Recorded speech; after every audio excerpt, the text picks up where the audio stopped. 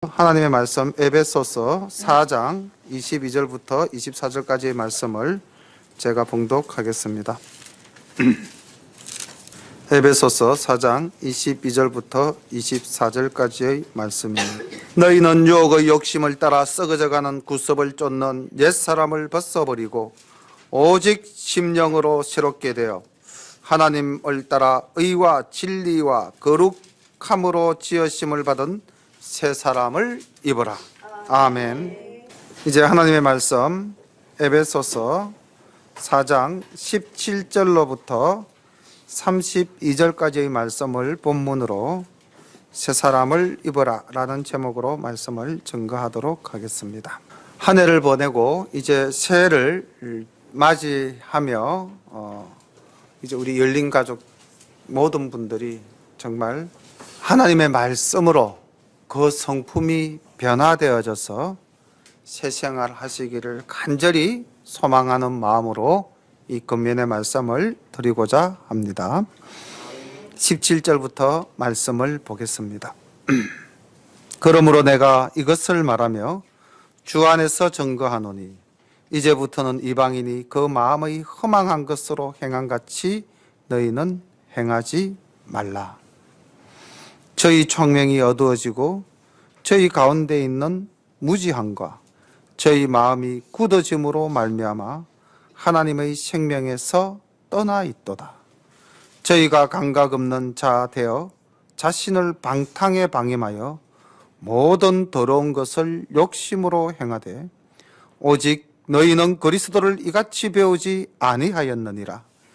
진리가 예수 안에 있는 것 같이 너희가 과연 그에게서 듣고 또한 그 안에서 가르침을 받았을진데 너희는 유혹의 욕심을 따라 썩어져가는 구습을 쫓는 옛사람을 벗어버리고 오직 심령으로 새롭게 되어 하나님을 따라 의와 진리의 거룩함으로 지으심을 받은 새 사람을 입으라.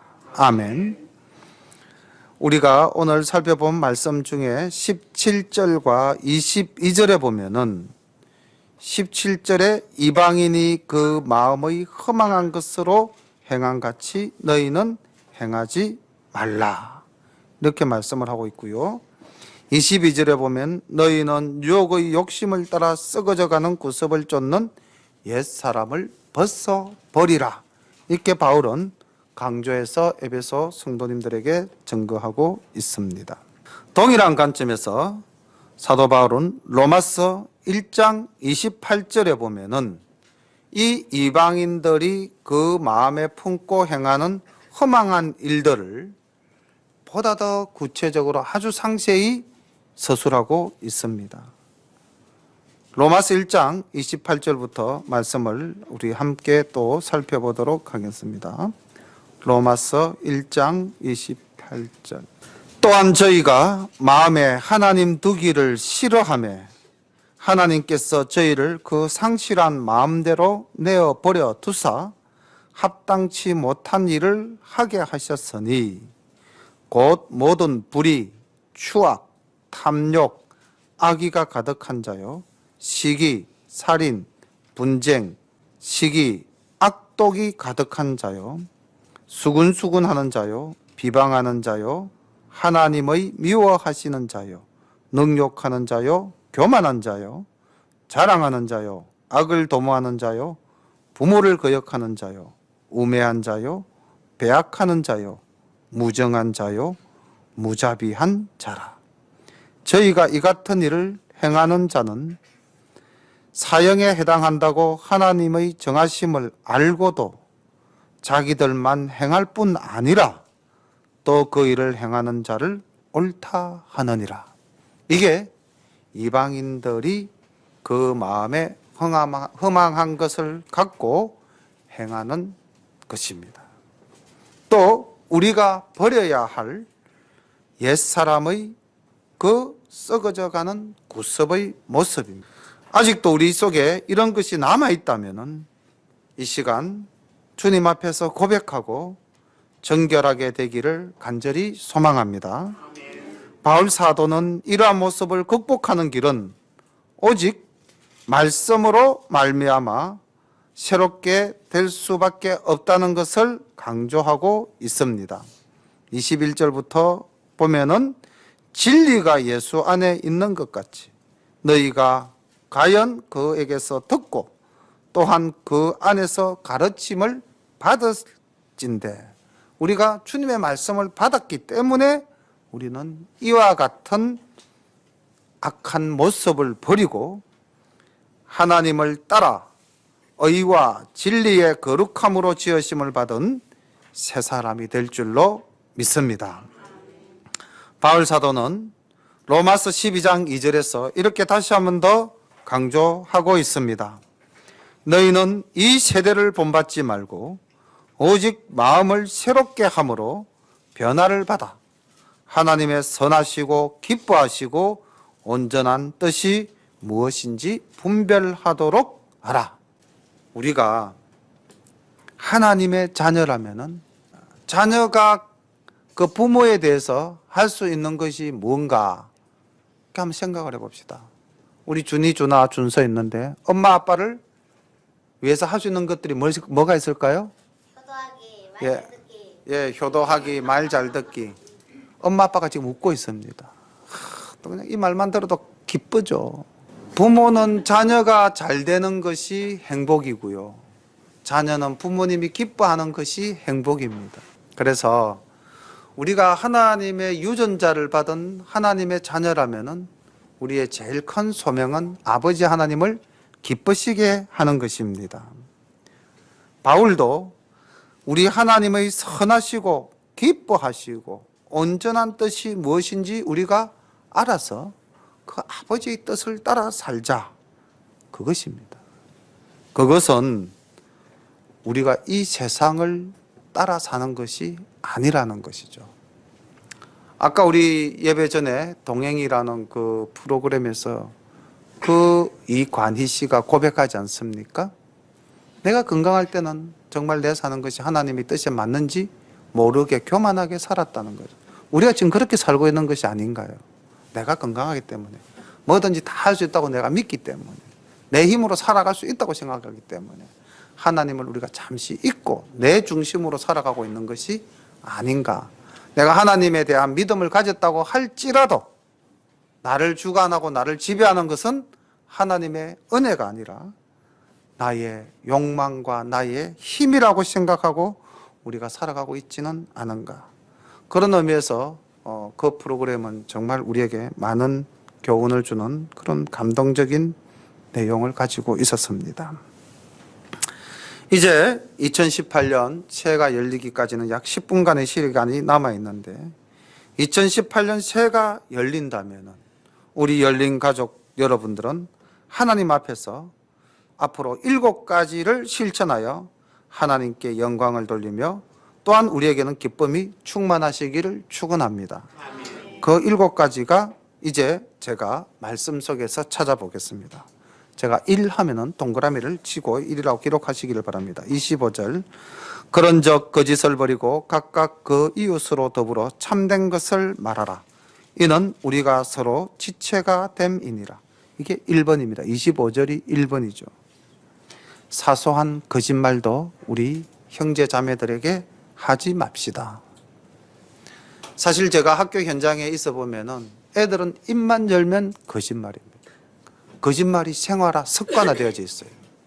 걔네들은 조금 전에 자기가 종이를 떨어뜨려 놓고도 제가 그걸 분명히 보고 야, 종이 떨어뜨린 거 주워. 그럼 제가 안 버렸는데요.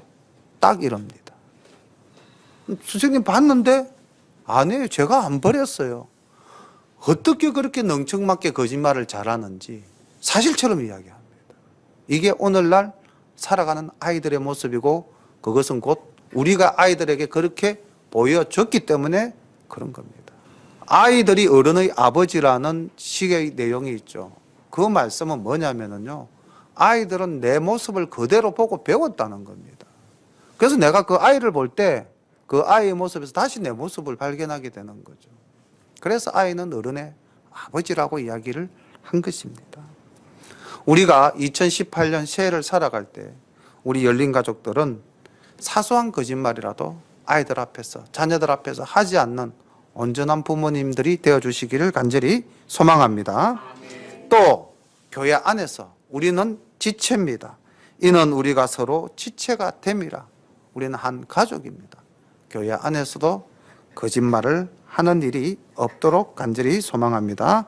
26절이 2번입니다. 분을 내어도 죄를 짓지 말며 해가 지도록 분을 품지 말고 마귀로 틈을 타지 못하게 하라. 사람 요즘 현대인들 보면 분노 조절 장애라는 신조어가 나올 만큼 우리 사회가 굉장히 각박하게 변해져 가고 있는 것을 볼 수가 있습니다. 뭐 찾길 조금 안 비켜줬다고 뒤에서 빵빵거리고 헤드라이트 켜다가 나중엔 추월해서 앞에 내리고 뭐 망치 들고 나와서 깨뜨리는 이런 모습들이 이제는 뭐 뉴스에서 자주 보는 그런 내용이 되어져 버렸죠. 각 가정에서도 그랬습니다. 부부지간에도 분노가 잘 조절되지 않으면은 극단적인 행태의 모습들을 보이는 경우가 굉장히 많죠. 분노 조절 장애까지는 아니더라도 우리가 마음의 분을 품으면은 이 우리의 감정을 절제하지 못하게 됩니다. 이성이 마비가 되어져 버립니다. 그래서 정말 분노가 분노에서 그치는 것이 아니라 이게 이제 말로서 가죠. 그래서 상대방에게 정말 심각한 상처를 남기는 말을 하게 됩니다. 뒷감당 못할 정도로 우리가 큰 일을 당하게 되는데 주님께서도 그 분노를 하루 종일 품지 말라고 말씀을 하셨습니다. 분노를 품는 것은 마귀가 우리에게 틈을 타는 것이고요. 우리의 화평과 주님의 사랑을 깨뜨리는 일인 것입니다. 28절 3번입니다. 도적질하는 자는 다시 도적질하지 말고 돌이켜 빈궁한 자에게 구제할 것이 있기 위하여 제 손으로 수고하여 선한 일을 하라. 사실 참 우리가 뭐 도둑질 잘 안 하죠. 우리가 뭐 남의 집에 가서 물건을 훔치고 이런 거 잘 안 하지 않습니까? 그런데 우리는 정말 도적질 많이 합니다. 사소한 도적질이 얼마나 많은지 삶 속에서 돌아보면은 우리가 조그만 욕심을 품고 이걸 가져가도 사실은 도적질이죠. 근데 우리는 도적질이라고 생각하지 않을 때가 많습니다. 그렇게 생각해 본다면 또 학교 이야기에서 굉장히 미안하지만 애들이 그래요. 지 마음에 들면 그냥 가져갑니다. 선생님 책상 위에 놓인 것도 가져갑니다. 요즘은 이제 선생님에 대한 이 존경심이나 어떤 그 경계의 선이 무너져 가고 있어요, 애들이. 그리고 그거 도둑질이라고 또 생각도 안 해요. 야, 이거 왜 가져가? 왜요? 필요해서 가져가는데 네 것 아니잖아. 근데요, 이게 오늘날 우리 사회의 모습들입니다. 얼마나 이 사회가 하나님의 말씀이 없으면은 이 사회는 마귀들의 천국이 될 수밖에 없는 거예요. 그래서 2018년 우리 성도님들은 도적질 하지 말 뿐만 아니라 나아가서 어떻게 말씀하고 있습니까? 손을 펴서 빈궁한 자에게 구제할 수 있도록 제 손으로 수고하여 선한 일을 하라고 더 적극적으로 이야기하고 있습니다. 사람이 손을 이렇게 펴기가 쉽지 않죠. 딱 한 번 펴니다. 언제 펴입니까? 우리가 태어날 때 펴고 나옵니까? 쥐고 나옵니까? 쥐고 나오죠. 그래서 이 쥐고 나온 이 손이 언제까지 쥐어집니까? 죽을 때까지 쥐어집니다. 언제 펴집니까? 죽으면 펴집니다. 예. 정말로 그렇죠. 살아있는 동안은 다 내 거라고 생각을 하고 움켜잡습니다. 성경에서 가장 움켜잡기를 잘한 사람이 누군지 아시죠? 야곱입니다. 130살까지 이 사람은 움켜잡았어요. 그런데 그가 누구를 잃게 됐을 때? 베냐민을 잃게 됐을 때, 그때 겸손하게 다 내려놓습니다. 하나님의 뜻이라면 이제 내려가자. 모든 것을 포기하고 애굽으로 내려갔을 때 그는 총리가 된 아들을 만날 수 있었고 기아와 기근으로부터 해방될 수 있었습니다. 참 힘듭니다. 저도 아마 요 정도쯤 됐을까요? 아직도 이 정도도 못 갔을 것 같아요. 이 정도 가야 되는데 저도 아직까지 막 움켜잡으려고 하는 제 모습을 보게 되거든요. 어머니 말씀이 그래요. 우리 어머니가 이렇게 이제 한 번씩 말씀을 나누다 보면 우리 어른들이 그런 생각을 좀 많이 가지신 것 같아요. 우리 어머니뿐만 아니라 지금 한 80 넘어갔던 우리 안경희 사모님도 지금 자리에 안 계시는데 안경희 사모님으로부터도 비슷한 말씀을 들었어요. 나누어 주면 그렇게 행복하다고 그래요. 당신께서 힘들게 지금도 뭐 우리 안경희 사모님 힘들게 그 자제분의 음식 가게에서 일을 하시고 도우시고 계시는데 그렇게 힘들게 모으신 것을 누구에게 줄 때 그렇게 행복하다고 그래요. 우리 젊은 사람 입장에서는 잘 이해 안 됩니다. 뭐 나를 위해서 써도 지금 부족한 판국에. 우리 어머니도 그러시거든요. 그냥 주면은 모아놨다 그냥 전해주십니다. 지난번에 어머니께서 하도 네가 빚이 많고 힘드니까 내가 도저히 마음이 불편해서 안 되겠다 그러시면서 저희들이 한 달에 어머니한테 생활비 20만 원씩 30만 원씩 드렸는데 그거 뭐 아들한테 받은 거 차곡차곡 모아 놓으셨다가 1,000만 원짜리 통장을 주시더라고요. 빚 갚아라 그러시면서. 그 어머니한테 그게 거의 전 재산에 가까운 거였거든요. 어머니 모아 놓으신 것 중에서. 그래서 제가 엄마 이거는 제가 빌리는 겁니다. 나중에 제가 형편 풀리면은 갚아드릴게요. 그러니까 필요 없다. 내가 무슨 돈이 필요하노? 네 가져가서 써라. 네가 빚 없이.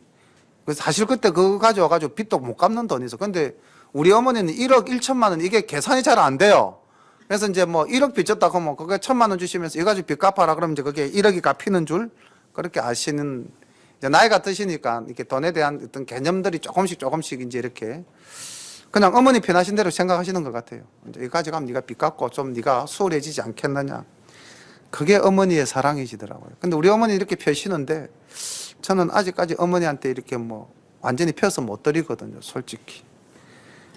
이번에 그 집사람이 장모님께 이제 월급을 받아가지고 이제 50만 원을 보냈어요.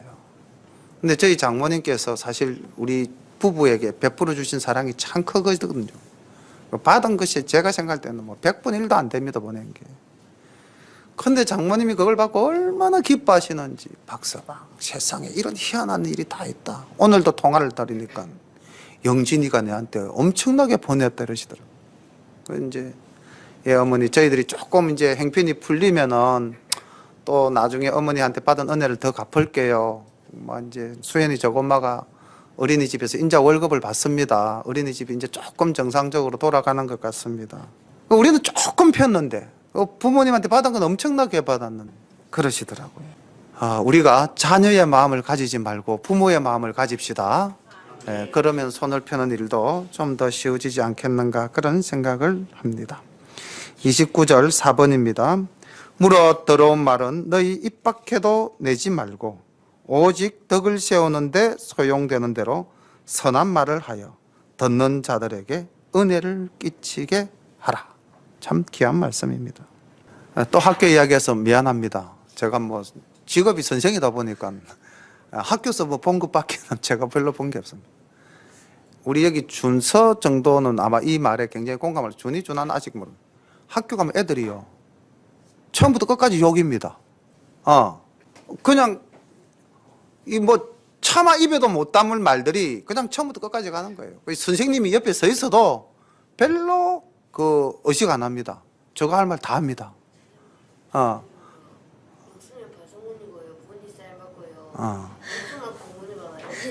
그게 참 좋은 학교다. 너거는 진짜 좋은 학교 다닌다.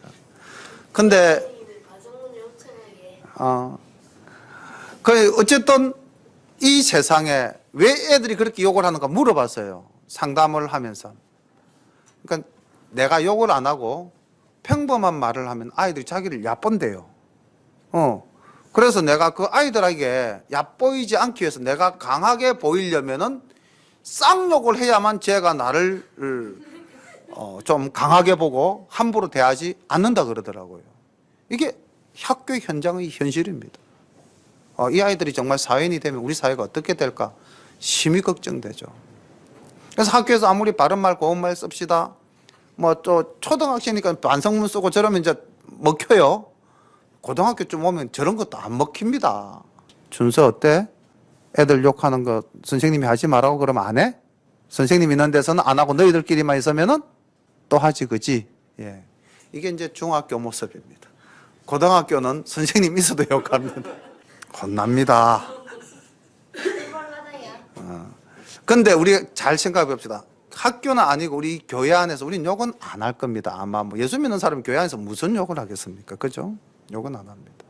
그런데 그 말이 과연 더러운 말은 아닌가? 내 말이 상대방의 가슴에 빗으로 꽂히면 그것은 더러운 말이 되는 것입니다. 내 말이 상대를 기쁘게 하지 않는 말이라면 그것이 더러운 말이 될 수가 있는 거예요. 여기서 보면 덕을 세우는데 소용이 되는 선한 말을 하라.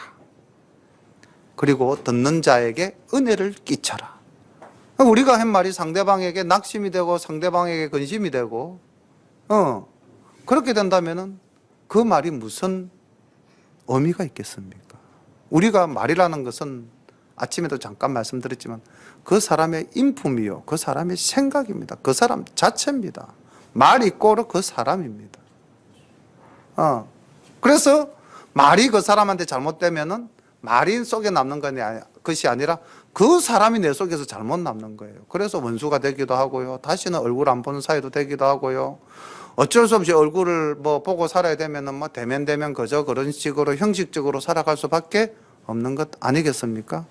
사람과 사람과의 관계가 불편하다면 그 원인을 찾아가 보면은 반드시 그 끝에는 말의 실수, 덕을 세우지 못하는 선한 말을 하지 못한 결과로 그렇게 되는 것입니다. 2018년도 우리 성도님들은 지금 제가 전해드리는 말씀은 제 말씀이 아닙니다. 하나님의 말씀이시죠. 그렇죠?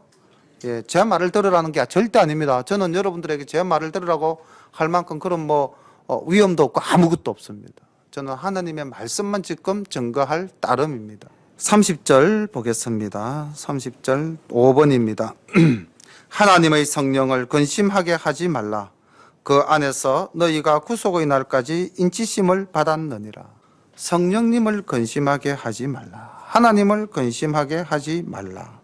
그럼 하나님이 어떨 때 근심할까요? 오늘 본문의 내용을 가지고 본다면은 옛사람의 모습으로 살면은 하나님께서는 우리를 위해서 근심하십니다. 자녀가 잘못되면 부모는 근심하시잖아요. 예. 그래서 하나님을 근심하지 않게 하는 우리 열린가족 모든 성도님 되시기를 소망합니다. 여섯 번째 31절입니다. 너희는 악독과 노함과 분냉과 떠드는 것과 해방하는 것을 모든 악의와 함께 버리라. 이게 여섯 번째입니다. 자, 노함과 분냄. 이건 아주 사소한 것들입니다. 우리 삶 속에서 늘 있는 거예요. 그렇지 않습니까? 상대방이 뭐 하나 말꼬리 탁 걸리면 그냥 팍 가슴에서 노함이 올라오죠. 그리고 분이 솟아오릅니다. 나를 도대체 어떻게 보고 저렇게 말하는 거야? 이게 딱 올라오는 순간 이미 그 순간 마귀는 우리 속에서 틈을 탄 것입니다. 너희는 모든 악독과 노함과 분냉과 떠드는 것과 해방하는 것을 모든 악의와 함께 버려라. 버리실 수 있겠습니까? 예, 참 많이 힘드실 겁니다. 교회 안에서는 우리가 참 평화롭고 교회 안에서 모든 게 은혜스러워요. 교회 안에서 뭐든지 다 할 수 있을 것 같습니다. 말씀을 듣는 이 순간만큼은 내가 예수님처럼 될 수 있을 것 같아요. 그런데 딱 교회 문만 났으면 이거 전부 다 포맷돼 버립니다. 싹 지워지고요. 그냥 내 모습으로, 본 모습으로 돌아가는 게 우리네 모습입니다. 그래서 우리가 자꾸 우리의 본 모습으로 돌아가지 않기 위해서 우리는 늘 마음에 말씀을 묵상해야 됩니다. 악에게 지지 않는 법이 뭡니까? 성경에서 어떻게 이겨라고 그랬죠? 악에게 지지 말고 선으로서 악을 이기라 그랬습니다. 그게 우리가 선하지 않으면 바로 그 순간 어떻게 됩니까? 악하게 되는 겁니다. 그래서 우리가 항상 선하게 살아야 되는 거예요. 마지막 참 힘든 겁니다. 32절이 일곱 번째 겁니다. 서로 인자하게 하며 불쌍히 여기며 서로 용서하기를 하나님이 그리스도 안에서 너희를 용서하신과 같이 하라. 용서, 이게 참 쉽지 않은 일이에요. 제가 용서를 국어사전에서 한번 찾아봤습니다. 국어사전을 찾아보니까 꾸짖거나 벌을 주지 않고 너그럽게 살펴서 이해하다. 이게 우리 국어사전적 의미로 용서입니다. 그런데 이걸 이제 한자어인데 우리말이 아니고 순우리말이 아니고 한자에서 온 말인데 이 한자어에서의 용서를 다시 한번 더 풀어봤습니다. 한자적 의미로 보니까 서가 너그러운 자신의 마음으로 다른 사람의 마음을 헤아려 이게 섭니다. 용은 뭐냐? 간대히 봐주고 받아들이는 것입니다. 그러니까 용납할 용자에다가 용서할 서자입니다. 이건 뭐 그냥 우리말로 하면 그 말이 그 말이고 그 말이 그 말이죠. 그죠? 근데 이걸 다시 이제 딱 푸니까 선은 용서할 서자는 너그러운 자신의 마음으로, 내가 일단 너그러워져야 됩니다. 다른 사람의 마음을 헤아리는 것까지. 이게 섭니다. 그 다음 용은 용납하다인데 관대히 봐주고 받아들이는 것. 이게 한자적 의미의 용서입니다. 우리말보다는 조금 더 의미가 깊죠. 우리말은 뭐 꾸짖지 않고 너그럽게 살펴서 이해하는 거다 그랬는데, 그럼 성경적 의미로 용서는 뭔가? 성경적 의미로 오늘 이 말씀을 가지고 딱 푸니까 이렇게 되죠. 악한 것을 버리고 서로 불쌍히 여겨 모든 것을 내어주는 일체의 행위가 용서다. 이건 누구로부터 비롯된 겁니까? 예수님으로부터 비롯되어진 것이죠. 하나님으로부터 비롯되어진 것입니다. 하나님이 우리를 용서하신 것. 우린 영원히 죽을 수밖에 없는 죄인이었는데 그 죄인을 우리 하나님께서는 용납하여 주신 것이죠. 그죠? 그러니까 그렇기 때문에 우리는 하나님의 유전자, 하나님의 DNA를 우리가 받았어요. 창조 때부터. 그런데 그것을 언제 파괴당했느냐? 우리에게 무엇이 들어오면서부터? 죄, 악이 들어오면서. 그때 그 죄의 본질이 뭐였습니까? 두 가지입니다. 죄의 본질은 딱 두 가지죠. 창세기 3장에서 나타난 죄의 본질이 뭡니까? 욕심입니다. 그 마음에 욕심이 딱 들어갔죠. 마귀가 자극하죠. 네가 하나님같이 될 수 있어. 교만입니다. 딱 두 개입니다. 우리를 가장 잘 케어하려면, 우리를 잘 돌보려면요, 요 두 가지를 잘 조절하면 됩니다. 욕심과 교만. 요 두 가지만 내가 잘 조절하면은 사탄이 우리에게 쉽게 접근하지 못할 것입니다. 그래서 악한 것을 버리라 했는데 욕심과 교만을 버리십시오. 그리고 서로를 불쌍히 여기시기를 바랍니다. 한자에서는 이걸 척은지심이라고 그럽니다. 풀어서 이렇게 이야기하고 있죠. 어린 아기가, 철모른 어린 아기가 우물을 향해서 기어가고 있을 때 그 아기를 불쌍히 여겨서 구제하지 않을 사람이 어디 있느냐? 그것을 구제하는 것을 인이라고 한다. 이 인을 발동시키는 것은 척은지심이다. 한자에서는 그렇게 이야기를 하고 있습니다. 그런데 하나님의 사랑은 이것보다도 몇 갑절이나 크시죠. 영원히 죽을 수밖에 없는 우리를 위해서 아기의 손을 잡아주는 것이 아닙니다. 그분께서 친히 이 땅에 사람이 되었습니다. 그리고 우리가 당해야 될 모든 환난과 핍박을 친히 몸소 다 당하셨습니다. 그리고 십자가에서 뭐라고 말씀하셨습니까? 아버지, 저들을 용서하소서. 저들은 저들의 죄를 알지 못하나이다. 이런 존재가 우리라는 것이죠. 예수님을 십자가에 못 박으면서도 우리는 우리의 죄를 알지 못하는 그런 존재, 그런 존재를 위해서 주님은 십자가상에서 이렇게 외칩니다. 저들의 죄를 용서하옵소서. 얼마나 큰 용서입니까? 8가지를 제가 여러분들께 말씀드렸습니다. 7가지, 죄송합니다.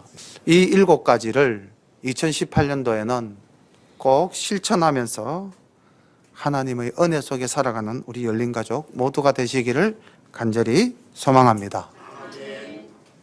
시계를 보니까 12시 12분, 새해가 밝았습니다. 사랑하는 열린가족 여러분, 하나님께서 우리에게 또 새로운 시간 2018년 한 해를 선물로 주셨습니다. 빛이 어두움을 이긴 것처럼 올 한 해 우리 열린가족 성도님 여러분들은 사랑의 빛으로 이 제약된 세상에서 승리하시고 우리 성도님의 삶이 더욱더 풍성하기를 축원합니다. 기도드리겠습니다.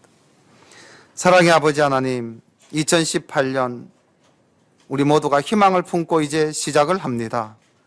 하나님, 사도 바울을 통해서 에베소 교인들에게 주셨던 그 말씀을 저희들 가슴에 담고 하나님 아버지, 우리가 이 7가지 귀한 말씀을 품고 사소한 거짓말도 하지 않으며 우리의 분노를 잘 사귈 수 있으며 손을 펴서 이웃을 위하여 사랑을 나누며 선한 말로 덕을 세우며 하나님을 근심하게 하지 않으며 모든 악한 것을 내어 버리고 용서하는 우리 모든 열린 가족 될 수 있도록 주님 항상 저희들을 인도하여 주옵소서.